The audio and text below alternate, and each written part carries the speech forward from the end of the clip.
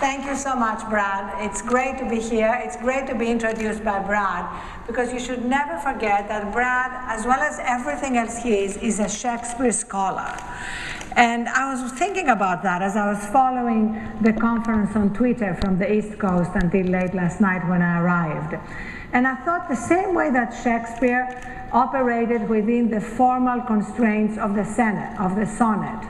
Today we are all operating within the formal constraints of 140 characters on Twitter. And following the conference on Twitter was absolutely fascinating, especially what Guy said about moving from engagement to enchantment.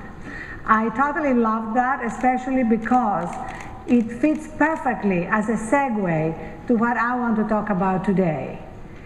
It's really my absolute belief that we are moving towards a world where increasingly we want to tap into what we call our humanity, the noblest parts of ourselves. And when you look at what is happening, you may think that I'm absolutely making stuff up because there is so much going on that is completely dysfunctional. But in fact, it's almost like watching a split screen. And depending on which part of the screen you're focusing on, you get a very different impression of what is going on in the world. You can focus on one part of the screen, which is all the dysfunctionality going on in Washington, the impossibility of coming up with anything but suboptimal solutions to all our problems. Or you can focus on what is being born, which is really about connecting at a deeper level than ever before. And we see that in cause marketing. I was recently in a hotel room late at night watching TV, and yes, I still do that occasionally. And there was this ad which started with a piano music and a very low male voice that said, "Millions of people live only for themselves. But is that really the only way?" And it went on like that, showing people doing noble things, and it ended up with, guess what?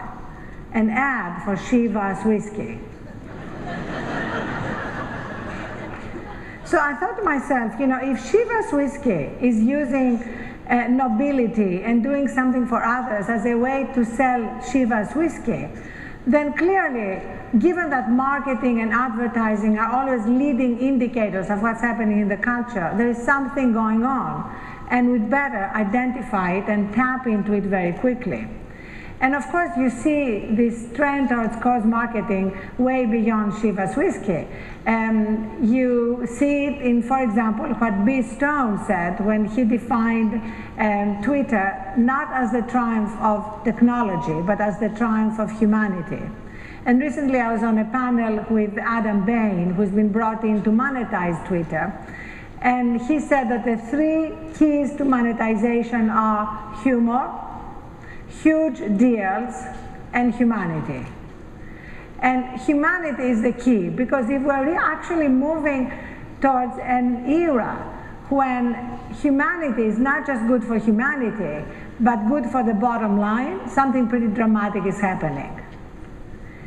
And in fact, we see that everywhere. We see it in companies like Western Union that recently had a campaign that included a lot of social media to encourage people to tell them where the next Grameen bank that produces and gives macrofinancing should be set up. And it was a very successful campaign. Of course, Starbucks constantly does that. Pepsi, Coca-Cola, I don't want to single out brands that may be advertising on AOL Huffington Post soon, but you get the idea. Especially since Jeff Levick, the head of our advertising, who's driving cause marketing for us, and Tim Richards, who runs the West Coast, are in the hall. I wouldn't hear the end of it.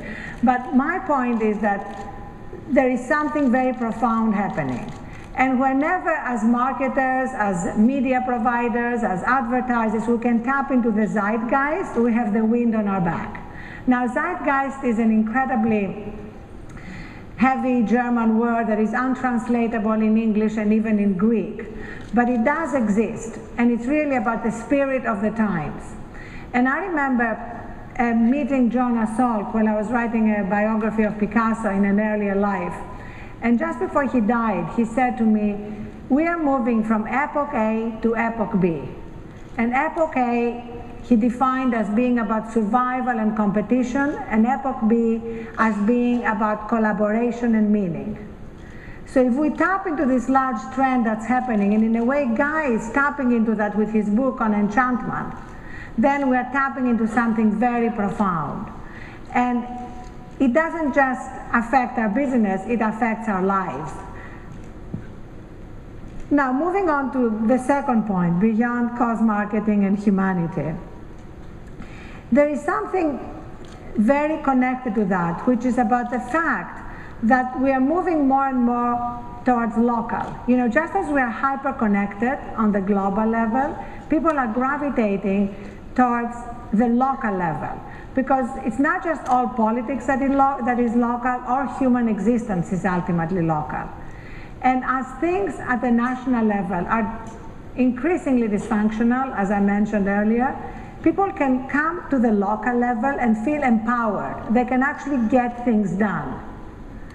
And I see that with Patch. You know, Patch.com is the hyperlocal initiative that I'm now overseeing at AOL, and it's absolutely fascinating. We are in over 800 towns, and it actually brings to life what Craig Newmark said, the founder of Craigslist. He said, trust is the new black. And ultimately, people trust what's happening around them in their own neighborhood and connect at that level. Especially when the media that we are so used to at the national and global level is so increasingly disconnected from our lives. I don't know how many of you remember, for example, Balloon Boy. It was like endless breaking news coverage on all cable and network news even. And it turned out, first of all, that the balloon boy was really the attic boy. He was never in the balloon. But beyond that, I remember about to go on a television show to talk about Afghanistan, and the anchor said to me, but let's talk about Balloon Boy first. And I said, why? And the point is that the media has this false sense of sentimentality. Suddenly you had all these anchors emoting over whether the balloon boy was cold in the balloon because the wind was blowing. And I thought to myself, you know, there are hundreds of thousands of little boys in this country who are going to bed hungry, who are going to dysfunctional schools, who could use a little bit of emotion and caring from a lot of anchors on our TV shows. And it gave me the idea of maybe creating like a giant balloon and putting some of these hundreds of thousands of little boys in. We wouldn't even have to put them in, actually. We could pretend we put them in order to get a little bit of that attention. So while people are increasingly getting that sense of disconnection from what is being covered by our media, they can go to the local level and connect with what is happening in their communities. That's what we are doing with Patch. And that's really what we see is catching fire, because you don't just read about your community, you engage with it. And as Will.i.am, you know, I always like to quote Will.i.am and Shakespeare in the same speech. As Will.i.am said, in the olden days, like 5 years ago, we used to consume news sitting on a couch. Today, we consume news galloping on a horse. We don't just consume it, we share it, we pass it on, we add to it, we tweet it. And therefore, doing that at the local level keeps you really connected with your immediate community. And focusing on solutions, that's the other thing that mainstream media have let us down on. There's been so much emphasis on what is not working and very little emphasis on what is working. At the Huffington Post, we launched a feature that we call the greatest person of the day, and it was a huge success. You know, every day we get thousands of submissions from around the country, around the world, and we put the spotlight on somebody who is doing good. Now at the Patch level, we're going to launch it as the greatest person of the week in every patch. And it's amazing how people gravitate to solutions when it comes to their own neighborhoods and to getting stuff done. So as we're looking at that, of course, there is nothing new about wanting to fix the world and make the world better. I mean, it's an old tendency in human nature. But what's happening today is that the digital reality makes it possible for us to do it obsessively. The main distinction for me between mainstream media and online media, ultimately, as we are more converging towards, in our case, doing more and more original reporting, in the mainstream media's case, doing more and more stuff online. So the main difference is going to be that while mainstream media suffer from ADD, attention deficit disorder, they cover a story and then they abandon it, we suffer from OCD. We cover stories obsessively until there is an impact, until something happens. I mean, just look at our coverage of the foreclosure crisis. It's endless, because the crisis has not ended. And we can cover it in smaller pieces and in shorter pieces and in a constant way that really engages the community. And we can do that with even more power at the local level and get everybody engaged in it, and in the process occasionally enchanted. So, as we are moving into this epoch B that Jonas Salk talked about, the third thing that I want to talk about is the fact that we are increasingly going to also need to disconnect from our hyper-connected existence. And now that may seem to you like something that doesn't make sense, because you're all hyper-connected. I don't know how many devices you have on you right now, and I hope you're not looking at them at all while I'm speaking. And I remember the last time my mother got angry with me before she died.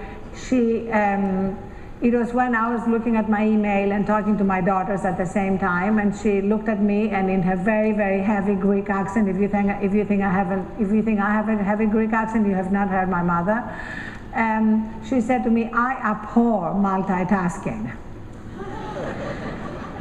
And I think the truth is that we are all constantly multitasking, and in the process we are missing something. And we are all constantly hyper-connected, and in the process we are missing something. And that's why I think the next big trend that I would want us to bet on here, and those of you who are brilliant at inventing things and new apps and new devices, that's what I would urge you to invent next. And I give you my patent rights right now in front of everybody. And this is a kind of thing that I would call a GPS for the soul. An app, a device, whatever it can be, that actually shows us how aligned or misaligned we are in our bodies, our minds, and our souls at every moment, and also shows us what we can do to realign ourselves. And I would start with something very simple. I would start with an obsessive emphasis, as we are going to be doing increasingly in our coverage around these issues, on sleep. It may seem very small to you, very irrelevant. You say she's talking about something trivial like sleep, but in fact the medical evidence is overwhelming that it's essential for our health, for our creativity, for everything you can imagine. And we women will kind of lead the way in this, because you guys have kind of defined and equated sleep deprivation with virility. I don't know why, but I recently had a dinner with a guy who said to me and bragged about it, that, you know what, he said, I just had 4 hours sleep last night. And I thought to myself, I didn't say it, but I thought to myself, you know what, if you had had 5 hours sleep, this dinner would have been a lot more interesting.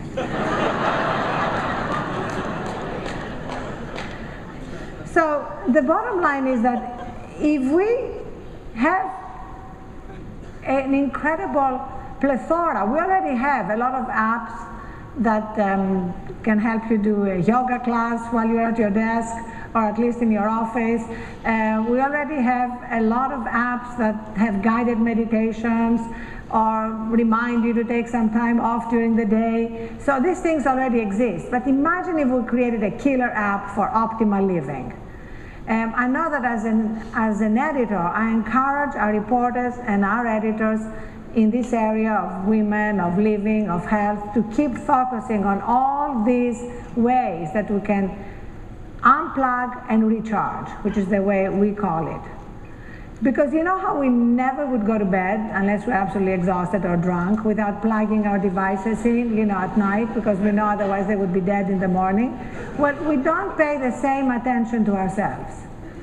And probably the most profound thing I'm going to say right now is that if there's anybody in this room who goes to sleep with their devices plugged next to their bed, please stop doing that. Because there's a lot of medical evidence. A lot of people are looking at me very guiltily, so I know there are a lot of people doing that. I'm not going to ask you to raise your hand, but don't do it anymore, because there's a lot of evidence that if you wake up in the middle of the night for whatever reason and you are tempted to check your device, your sleep is not going to be the same after that. It's not going to be as profound, as recharging. And don't you want to wake up feeling recharged and ready to take the world and ready to enchant everyone? It's very hard to enchant people when you're sleep deprived. And if you think that this is not profound enough, let me quote Plotinus. Is Plotinus profound enough for you? He was a philosopher in the 3rd century, okay? Will.i.am, Shakespeare, and Plotinus, who studied the different sources of knowledge, wisdom, and creativity. And he said knowledge has 3 degrees: opinion, science, and illumination. And the internet actually has contributed much to the first 2 kinds of knowledge. Science in the form of easy access to endless data and information, right? We have no problem with that. And it has also contributed an enormous amount to the second kind of opinion. We have endless reams of opinion on every subject from every quarter, no problem with that. But it has not done a lot about illumination, because illumination is ultimately about wisdom. And that's the most profound kind of knowledge, and that's what we are desperately missing at the moment. I mean, just look at the world around us. We are not lacking in IQ, right? There are hundreds of leaders running media companies, running our government, running our financial institutions with very high IQs, having graduated from the best colleges in this country. And they're making dreadful decisions every day. So what they're missing is not IQ or data or information or connectivity, they're missing wisdom. And sometimes I think to myself, you know what, if Lehman Brothers was Lehman Brothers and Sisters, they might still be around. I thought, I just thought to myself, maybe some sister would wake up after a good 8-hour sleep and look around and see the iceberg about to hit the Titanic. Isn't that what leadership is about? While everybody else had missed it. So leadership is about seeing the iceberg before it hits the Titanic. Leadership is about seeing what's around the corner, whether you are inventing something or whether you are avoiding a danger.